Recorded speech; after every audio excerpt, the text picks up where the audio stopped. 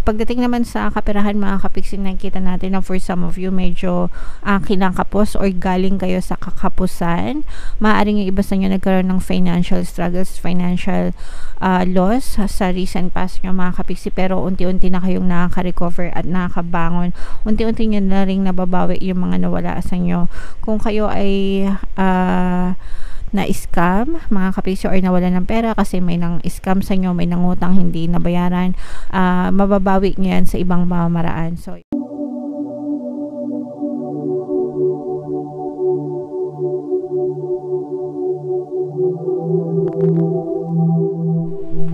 hello guys, hello Scorpio, welcome back to Pinoy Pixie Tarot. Ang pamagat ng episode natin for tonight is monthly Taroscope para ngayong February para sa Scorpio, Sun, Moon, Rising, Sign, and Venus. General reading lang guys, pwedeng mag-resonate, pwedeng hindi. Combination ng positive and negative energy mga kapiksi. So sa dulo ng video guys, magkakaroon tayo ng yes or no pick a card reading. Ito yung deck na gagamitin natin. Bubunot tayo ng isang card guys. Pwede kayo magtanong ng isang tanong, answerable by yes or no, tas titingnan natin yung sagot ng tarot sa inyo. So sa dulo ng video yan guys, kaya make sure na tapusin nyo yung video. So unahin natin tong deck na to guys. Tingnan natin yung mga mensahe sa inyo ng inyong mga gabay. Success. Wow, grabe. Unang-una pa lang mga kapiksi, success na agad ang message para sa inyo. Meron din tayong helpful people.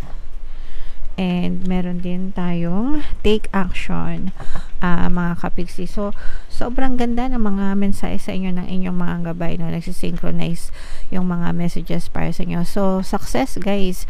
Success, tagumpay, victory. Yan ang pwedeng nyo ma-experience ngayong February 2024.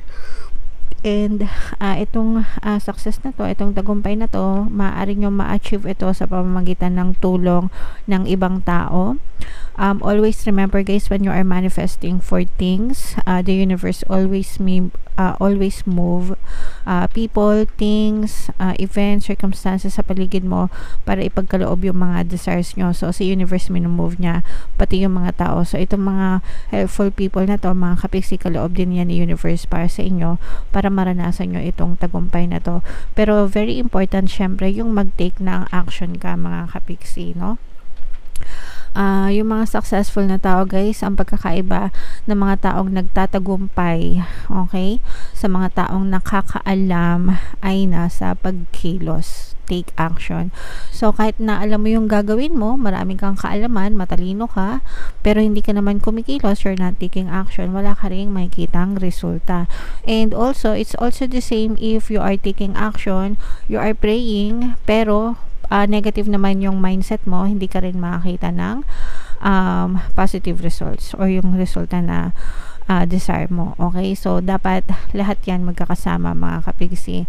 Unang-una syempre yung gratitude, no, pagpapasalamat, always being grateful, appreciate all the blessings. Pangalawa, prayers and affirmations guys, no, super effective mga kapiksi. Pangatlo, taking action, di ba, kasama ito, taking action. And then pang-apat, positive mindset or positive mental diet. Yung iba most of the time yung 1, 2, 3 ginagawa nila, yes, pero yung 4 nakakalimutan nila yung pagkakaroon ng positive mental diet. So that's why until now, no, may mga nababasa pa rin tayo sa comment section.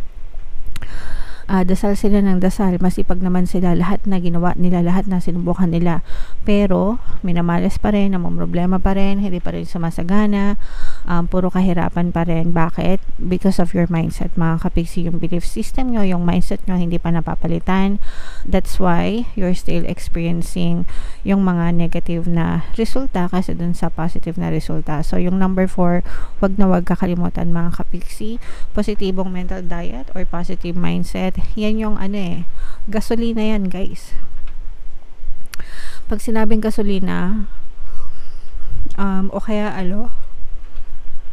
excuse me, yung pag-apak sa gas ba, di ba, pag nagda-drive kayo, dapat inaapakan nyo yung gas para umandar yung kotse nyo, yung sasakyan nyo. Kapag hindi nyo yan inaapakan, yung gas kahit na punong-puno ka nga ng gasolina, hindi mo naman pinaapakan yung gas, hindi rin aandar yung sasakyan mo. That's why na-stuck ka sa kahirapan, okay? Or sa mga problema. So, positive mental diet, mga kapiksi. Alright? So, comment down below, Scorpio, if naintindihan nyo and i-mind nyo na to sa comment section, mga kapiksi. Mind success, mind tagumpay, mind victory, para ngayong February 2024. So, tingnan natin yung mga ganap sa buhay nyo, Scorpio. Shuffle ko to, guys. Habang sinashuffle ko to, panoorin nyo muna yung video natin regarding sa ating paano mag-manifest ng abundance video course. Kapiksi, sawa ka na ba sa mga struggles at hirap sa buhay mo? Masipag ka ba at masikap sa buhay ngunit hindi ka pa rin umaasenso? Ilang beses ka na bang nag-attempt magnegosyo at mag-invest pero palagi ka pa rin nalulugi?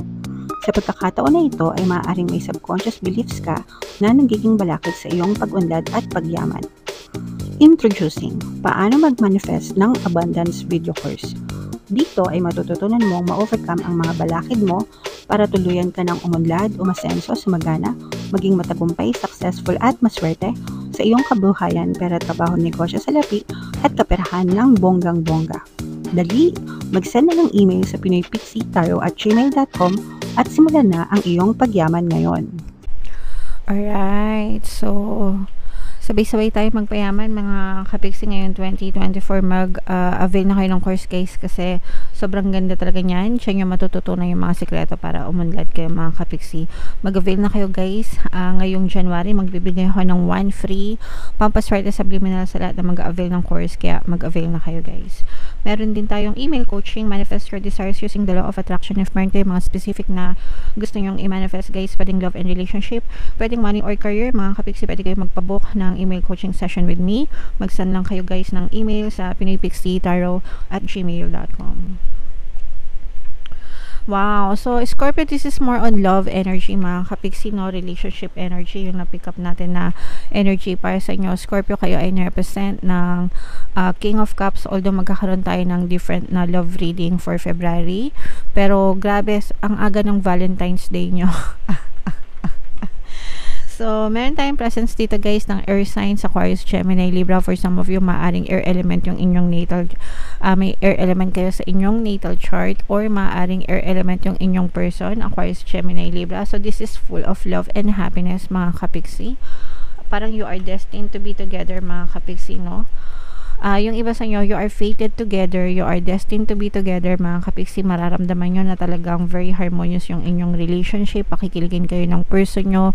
For some of you, this may be a soulmate connection, parang very, very soulmate, very compatible kayo ng iyong partner or specific person, and parang nagkakaroon ng magandang changes or pagbabago dun sa relationship nyo towards having a harmonious relationship. Nakikita din natin dito na parang nagiging maganda yung connection nyo, yung communication. Parang palagi kayo nagte-text itong person na to, palagi ka sinasabihan ng I love you, gustong-gusto nitong person na to, na pinapakilig ka, mga kapiksi. For some of you, parang medyo bago pa lang itong relationship na to, guys. Yung iba sa inyo, guys, feeling ko napupuyat kayo, kaka-text, kaka-video call dito sa person na to, and this is full of love and happiness, talagang as in abundance of love and happiness ito, na parang punong-puno kayo ng kasiyahan sa isa't isa, planning together, looking together at the same direction, ganyan. And parang hindi lilipas yung isang araw na hindi kayo nagte-text or nagchat nitong person na to, or hindi kayo nag-uusap. So, ganun yung kamahal yung isa't isa. Strong bonding yun nakikita natin, mga kapiksi. So, congratulations sa inyo, guys. I-mind nyo na yan, no, sa comment section. Mind harmonious relationship, mind soulmate, no? Kung talagang tawag dito, kung talagang minamanifest nyo yan. I know, for some of you, this may be a new relationship, kaya medyo mainit-init pa. Syempre, di ba, pagka bago pa lang yung relationship, talagang nakikita natin na parang kilig-kilig pa talaga yan. Antayin nyo lang, de. Kilig-kilig pa talaga yan. So, i-mind nyo na yan, mga kapiksi, harmonious na relationship.